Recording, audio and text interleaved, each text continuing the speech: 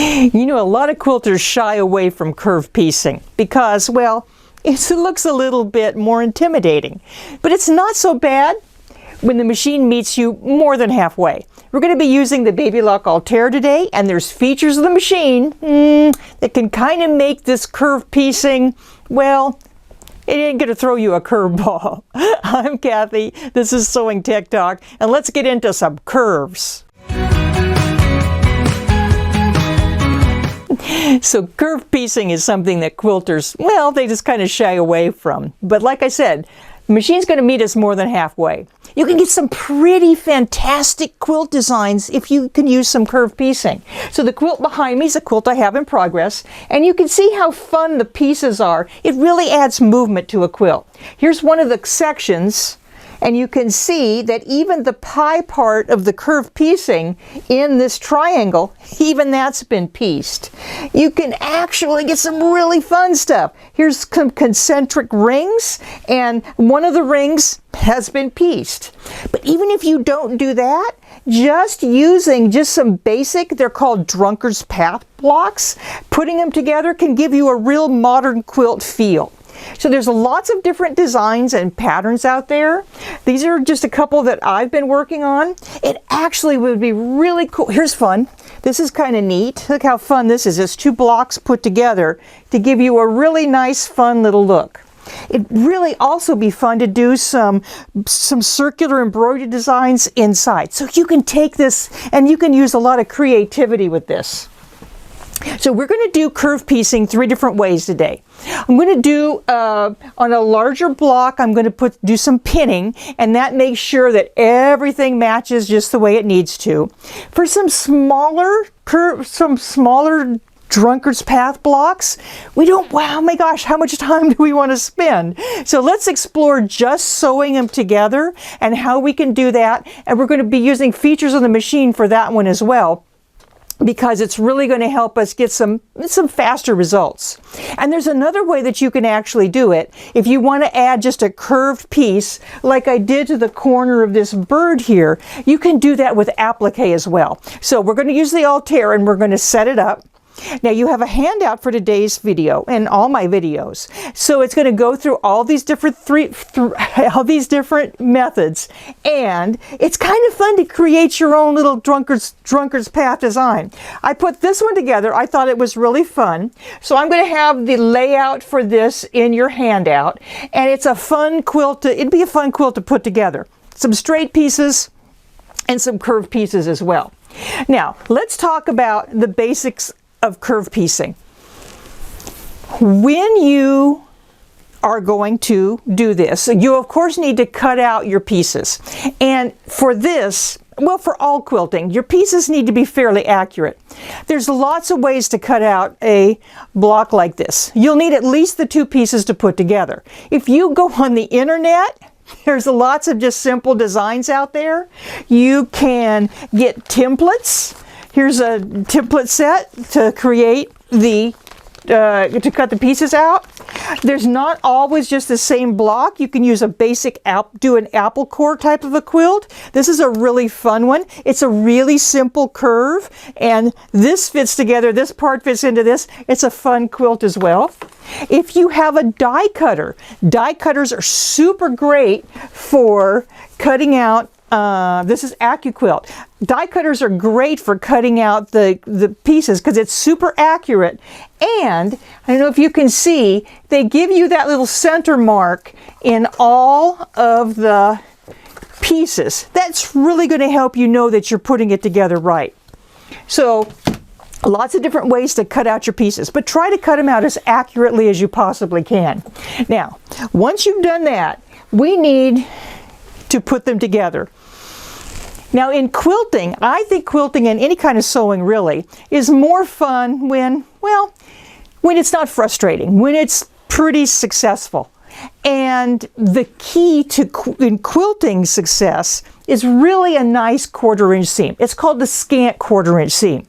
And if we put these blocks together, these curved pieces together with a scant 1/4 inch seam, they're really going to fit. If our seam's too fat or too skinny, they kind of don't fit. And in this particular type of piecing, it's really going to show out. but in all of your quilt piecing it's important. So let me give you a visual of why this could really make a difference. So here is, let me put this up here so that you can see. There is a piece that I put together. It's one of those pieces where I'm doing piecing within the block with one of the piece, and it's going into the block. So you can see that when I put this together, I have a 1/4 inch that's really not going to fit. How did that happen? Well, if you look at the pieces, and I stitched it with white thread so that you could see, if you look at the pieces, that looks like it's a 1/4 inch seam.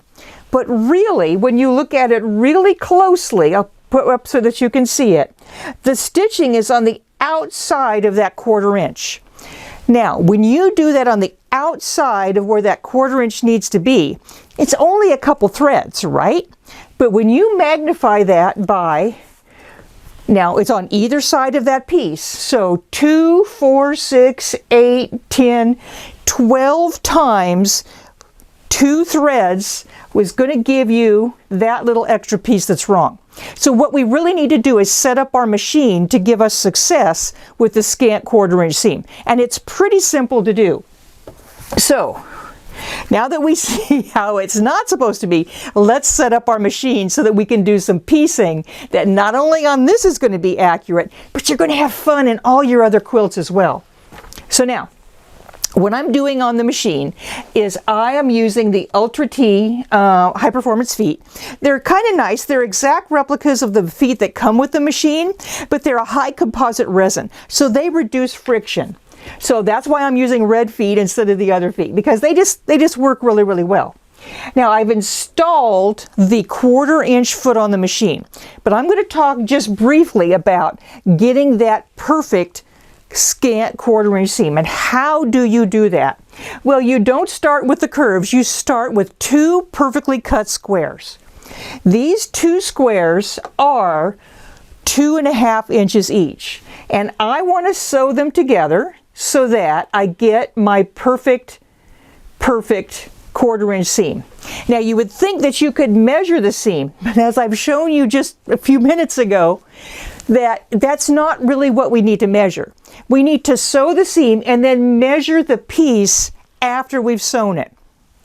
Now, on the machine, there's several stitches that work for the 1/4 inch seam. Now, I have the 1/4 inch foot on there, and if you'll look at the machine, what I have is I have my straight stitch middle, and that is either one of these stitches, and what's going to happen is that's going to be right in the middle of this 1/4 inch foot. So there's the 1/4 inch foot, and that needle is going to come right in the middle. Now on the machine, there's also some piecing stitches. Now this stitch right here, also piecing stitch, goes right in the middle, but I can't really adjust it. Now everybody sews just a little bit differently. I have some vision issues, so I see things a little bit different. So we can set up our machine for how we sew. The machine will meet us more than halfway for how we sew, so it's convenient and fun and easy for us. So in the in this quilting category, this stitch right here, Q02, is set up to use the J foot. Here's the J foot, and it's set up to use this right hand side of the foot as your guide for putting the raw edges of that fabric in there. This stitch right here is set up for using the left side of the foot to do a 1/4 inch stitch. So I don't use this left side very often, so I'm going to modify this stitch to really fit how I sew, and I'm going to modify it to be used with this foot. Now, when you modify a stitch in the Altair, what happens is you can set it up. You have 5 different memories for each one of these utility stitches. If you set it up, the one at the very top of all these memories is the one that comes up automatically, which is pretty cool, right? So that means I can set up this stitch and pop on my foot. I know which stitch to go to, and it's automatically set up for whenever I have a few minutes to sew. So let's set this stitch up. So here it is. You can see that there's a couple functions on the Altair that's kind of neat. The width of the stitch, this is where it moves it within the field of the foot. So in the field of the needle swing, if I go to the left, you can see it's going to move that stitch over to the right. And it's going to move it just a little bit at a time. I also have a left-right shift, which also moves it over just a thread at a time. Now, why is that a big deal? Well, when I'm using this foot, I do have a small opening where that needle comes in, but within there, I do have a couple threads that I can move it. So let's do that. I'm going to move it to the very center, which is 3.5. Notice I'm going little tiny bits at a time. Now, I find that I need to move it just a little bit over to the right for me to have that good stitch. So when I click this, it's going to move that needle over just a little bit within that hole. So I'm a little bit more on the right-hand side. Whenever you do this, put your foot on and check that you're not going to have the needle come down into the foot, because that's not a good thing to do. So I'm going to put the foot on and I'm going to lower my needle down just with my hand needle, and you can see that, oh my goodness, it's still coming down pretty much in the middle, and I want it a little bit more to the right. So I'm going to go another click over and see, oh, it's coming a little bit more to that right-hand side. And I can super adjust this to see if I'm getting that perfect stitch. So let's take these two pieces of fabric and let's see if I did it. Now, when I'm happy with it, I'm going to put it in the memory of the machine, and whenever I come back to this particular stitch, it's going to be all set up for me.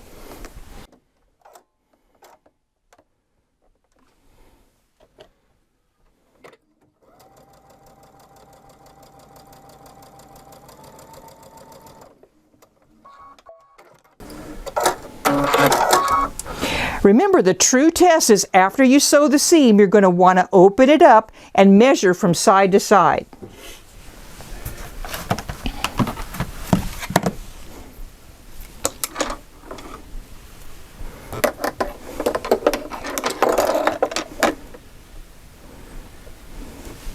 And that's coming in at just shy of 4.5 inches. Now I'm shooting for 4.5 inches. So maybe I need to move my needle over to the left a tiny little bit, and that should give me fairly accurate piecing. What I would do is I would keep doing this on my different squares till I get just the right one. Now I happen to know at 3.63, that's my sweet spot with the 1/4 inch foot for getting a perfect seam. So now, let's do some curved piecing. Here are my pieces, and these, believe it or not, are cut out absolutely accurately. But if you take a look at them, you're probably going to think those don't match at all. Look at these. So there's the 3 pieces to put together, and they surely don't look like they're going to fit, but they do. So here we go. Now let me take one and we're going to move them over. Remember, these are going to overlap by 1/2 inch, which is 2/4 inches. So let me move them in, and I'm going to overlap them by that much, and you'll see that they actually do kind of fit. Now, when you use your templates, like I said, cut out your pieces as accurately as you possibly can, because it's hard to tell by eye if you've done it right. So, let's put these together. Bigger pieces, I find I am happier putting together by using pins. So, it's a bigger piece. I take the 2 pieces and I put them together, and I pin the center. I take the sides and make sure that it's coming right along that edge, here and here, and then I just pin the middle parts. So now, when I sew for this piece, and when I sew just about all my curved piecing, I keep this pie-shaped part on the bottom, and I take the part that's the outside, and I put it on the top. Because you can see there's more fullness that I need to pay attention to when I'm sewing that. The flat piece, the pie piece, it's going to stay flat. But this piece, well, it's going to try to fight me. So now, let's just sew this one together.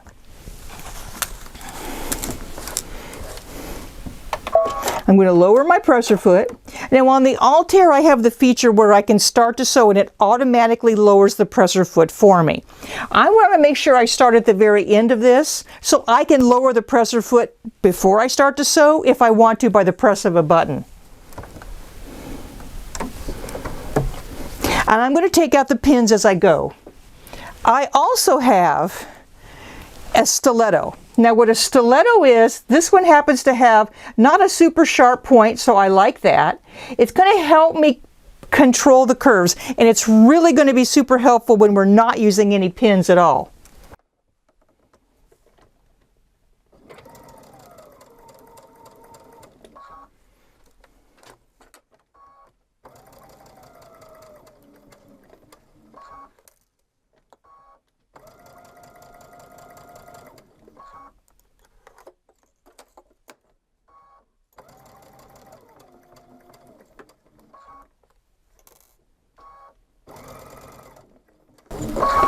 Now I'm also using a feature on the machine called pivot. I want you to notice when I stop sewing, the machine automatically leaves the needle down and raises that foot up.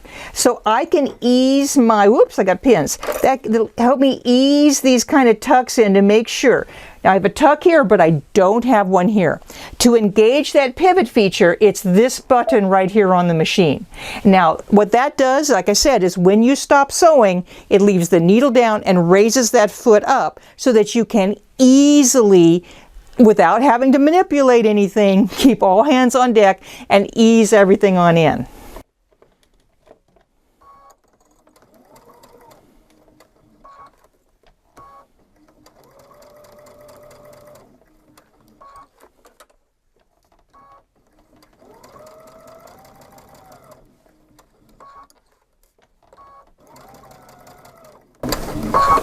Now when I pinned this piece together, I made sure that these edges were absolutely even and they're going to meet at the very end when I come around there.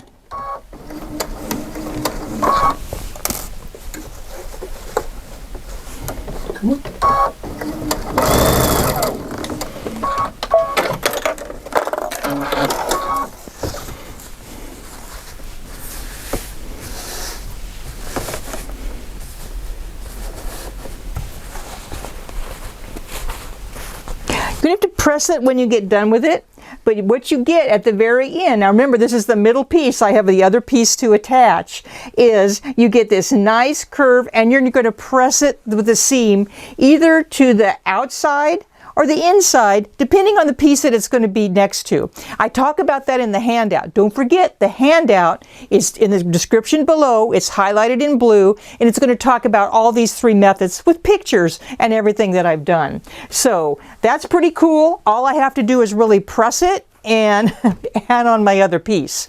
Now, I find that I'm doing bigger pieces, I really like to use the pins. And when you think about the square footage of the quilt, it's not that much extra time to do. But when I'm doing some smaller pieces, well, let's see if we can chain piece those and do it without some pins. I bet you don't think you can, but I think you can. Let's move these out of the way. And let's bring the smaller pieces up. Look at these. Okay, once again, it doesn't look like they're going to fit, does it? See how much bigger this one looks? Now these were cut out with that die cutter, and I do have that center mark, which is pretty helpful. When you sew them together, I guarantee they do fit. Now, let's set up. We have already set up our machine for our scant 1/4 inch.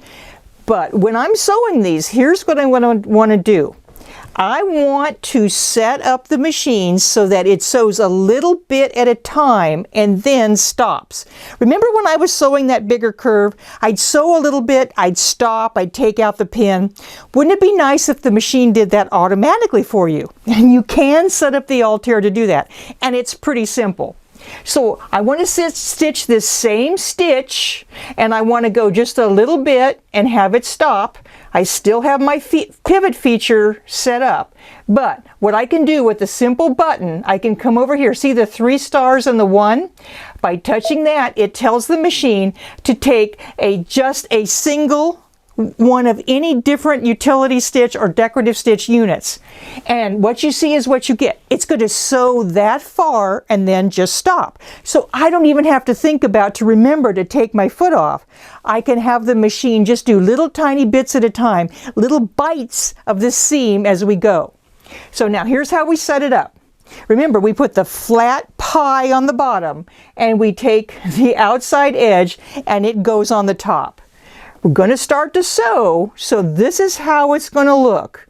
And I know that looks kind of scary. It looks like it's not going to go together, but we're going to take this seam a bite at a time. So let's take it, let's put it up under our foot, lower our foot, get it all prepared.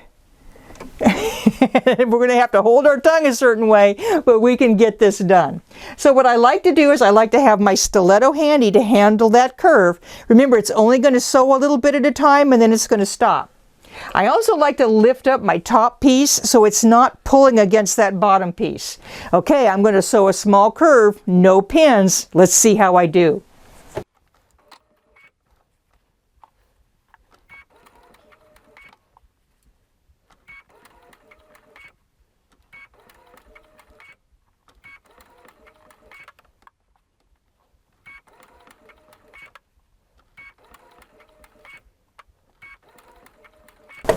Now I've come to the middle and I hope you can see those two little marks, they're actually meeting. So I know I'm on the right track. If you're doing this without die cutting the piece, you can actually make a little mark there just to see that you're going along fine.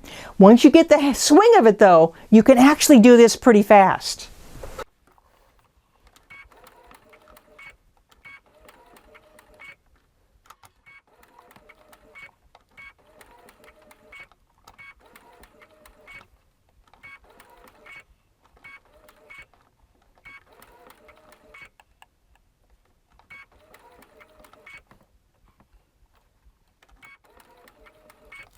When I came to the very end, I used my stiletto to swing that one piece around so that both of those final edges came right together.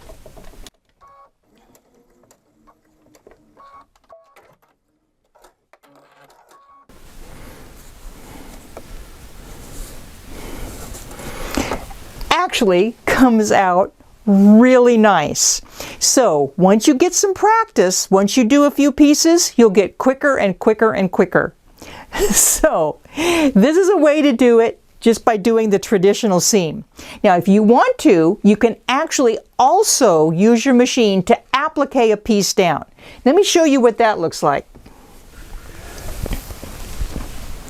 Here's one of these blocks that I started. This one I did with the accurate seam, so everything came out just fine. But what if I want to put a piece on the inside and make this multiple concentric circles? Well, I can do that and I can applique that one piece down.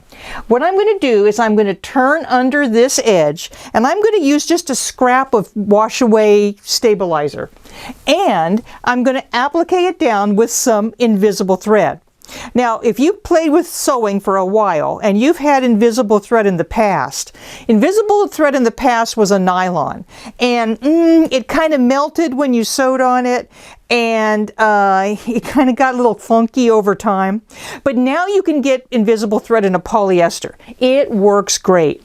You can get a light color for using for just about any type of sewing that you're doing, and you can get it in a darker shade for those darker fabrics. I think the light's going to work great on the ones that I'm doing.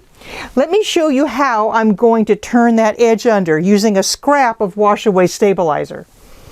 What I'm going to do is I'm going to take my piece and lay the stabilizer just on this outside edge. It doesn't have to be cut the same way as the piece. And I have the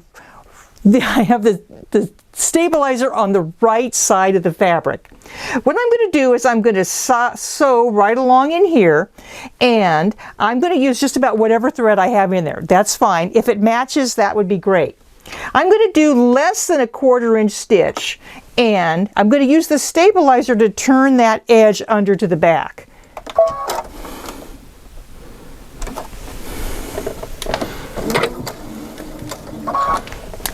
Let's go back to the regular stitch, shall we? I'm just going to come back to that regular stitch. It's super easy. Boom! All I have to do is touch a button.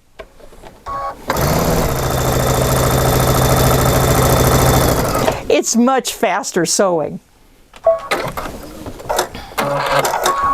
So I've sewed along that edge. Now I'm going to trim this away, but you can see that all I have to do is take this and turn this like this, pull it onto the inside, and I have a nice turned under edge. And I'm going to use an invisible applique to sew it down. Now let me show you where that invisible applique stitch is, and we'll sew it down. We have to put our invisible thread in too. So let's rethread the machine. It's pretty simple because it threads itself.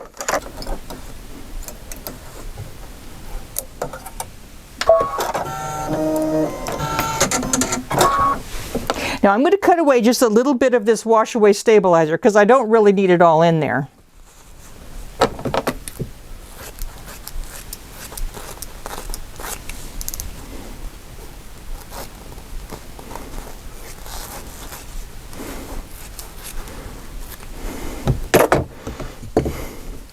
And of course I would take this to my iron and press it.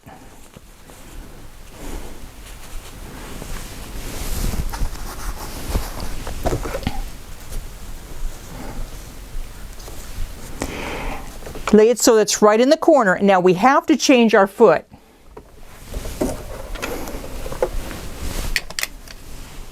And I'm just going to use the Ultra T standard foot.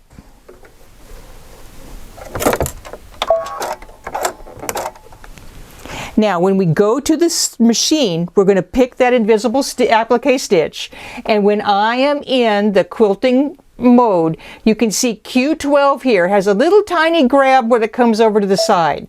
By selecting that stitch, what it's going to do, it's the quilting applique stitch. It's going to stitch along the edge and grab onto the inside of that applique.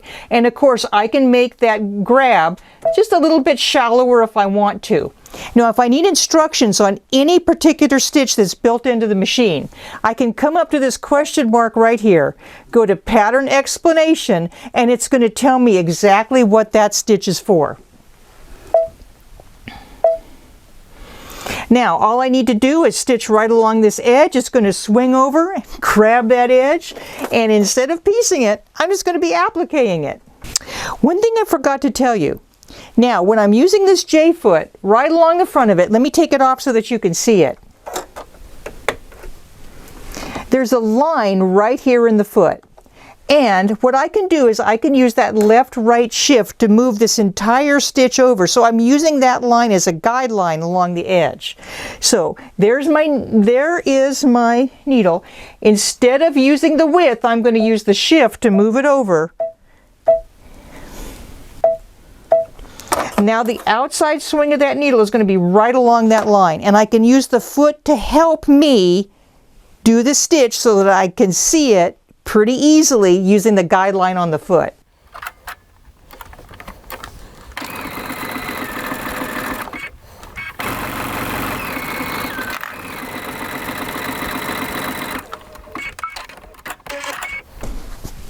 It's a pretty fast way to get a curved piece, and I hope you can see, look how sweet that is. Well, when I'm doing my little project, I don't know which way I'm going to do it. You decide. Am I going to pin these pieces? Well, if I make them big, I can. Am I just going to sew them with a seam using that feature on the machine? I could. I could even applique them and get really fun results too. So I hope you've enjoyed exploring curve piecing on the Altair. Remember, the machine's going to meet you halfway. And the Altair, it also does embroidery. You can get a version of it in sewing, but I think you're going to want it all. In fact, I'm going to let George tell you about having it all. Thanks for joining me today, and curves are not that dangerous, really. Thanks, Cathy. As usual, that was an incredible presentation. The Baby Lock Altair is dollar for dollar the most advanced machine in the industry. It has a large 9.5 by 14-inch embroidery area, plus 494 built-in beautiful designs, 30 of the most amazing fonts that you can arc and ray and edit, plus many large, beautiful monograms. You have the ability to create a design without a computer. With the IQ Designer, you can take an image from a phone, send it to a machine, and it turns into beautiful embroidery instantly. You also have an automatic applique creator to create great borders around names and other embroidery designs. Plus, of course, we love our never miss needle threader, and it also cuts all the jump stitches that you want. Now, it's not just for embroidery. This is an incredible machine with 11.25 inch opening. It also has a automatic fabric sensor. This fabric sensor senses heavy fabric like denim and sews automatically from there. It will also sew on lighter fabric like tricot. It will sew elastic. It's incredible. Now, for the real difficult fabric and for quilting, it has a digital dual feed with a belt system that controls all fabrics perfectly. It also has a laser guide, so you can guide for that perfect seam allowance. It's incredible. As I mentioned, this is dollar for dollar the most advanced machine in the industry. We have a special package right now. The total package value is $14,999, but we have it on sale for $8,999. We're offering free shipping across the country, as well as we have interest-free payments of under $188 a month.